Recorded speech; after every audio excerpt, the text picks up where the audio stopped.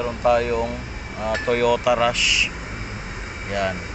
So kadalasan guys, pagka Toyota Rush, wala siyang nakalagay na cabin filter. So kaya ngayon na gagawan natin ng lagay ng cabin filter para matagal bago dumumi yung evaporator nya.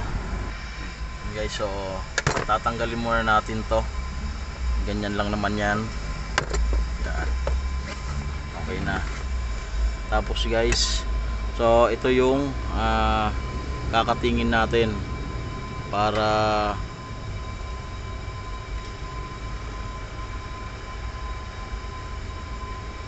yun yung lalagyan natin ng filter. Yan. So kakatingin natin to. Yan. So gamit lang kayo ng kutsilyo na matalas or lagari, pwede rin. Yan. Ganyan lang natin yan. Dahil pagka hindi natin to nilagyan guys, mabilis magdumi yung evaporator. So napakamahal ng pag-cleaning ngayon, kaya mas okay na to kada PMS sinasabay yung paglinis ng filter. So mas mura. Yan. So kahit yung Toyota Avanza, ganito rin, walang lagay ng cabin filter.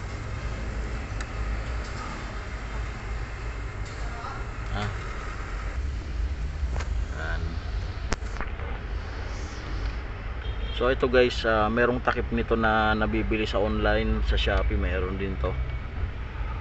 So may abang na to dito. Yan, dito. Tapos dito yung lock nya. Pwede rin kayo mag-order nun para malagyan ng takip.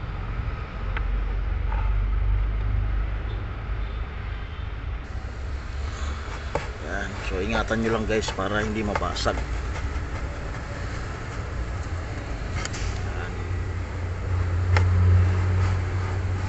Kailangan lang napakatalas ng kutsilyo natin dito para mabilis matanggal tong cover na to.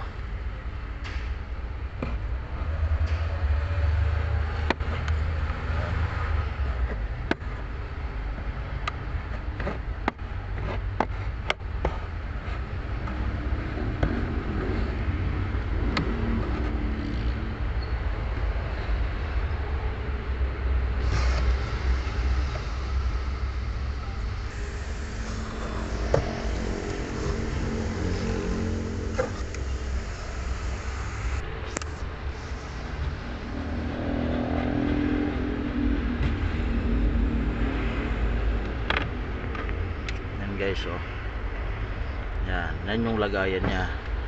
So ito hindi ko na to. So okay na yun, okay na to pantakip.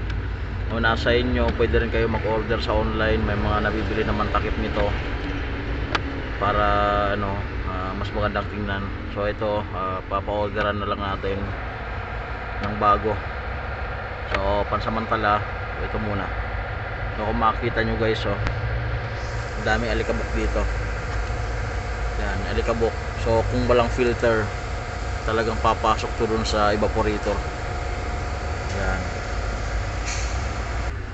And guys, so meron na tayong filter. Yan. So pang Mirage yung ikakabit natin dito. Parehas lang naman yan. Ang importante, walang singaw sa magkabilang gilid, tapos dito. Yan. So pang Mirage to guys. So pwede rin pang Wigo. So ito kasi may frame, hindi siya mayuyupi dito.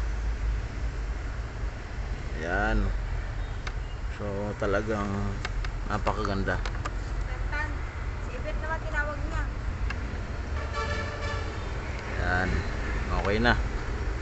So ganyan lang naman yan. Tapos ito ipang sasar na lang natin dito. Ayan guys, kung makikita nyo, swak na swak siya. So walang singaw kabilaan, tapos dun rin sa gilid, sa pinakang dulo. Yan. Yan guys, so dito na ito pagka napalitan natin ng bago tong takip, magkakat pa tayo dito, salagyan natin dito ng dikit, tapos so okay na yan. Yan guys, okay na yan. So ganun lang naman na maglagay ng cabin filter ng Toyota Rush, tapos gano'n lang naman na mag cut. Yan. Tapos ilalagay natin to, okay na siya. Bit nito guys, ilagay nyo muna dito, tapos itaas nyo na. Yan. Okay na yan. So hindi na yan, okay na yan. So ganun lang naman guys maglagay nito. So like and subscribe to my channel, NNB Mechanics Vlog. Thank you.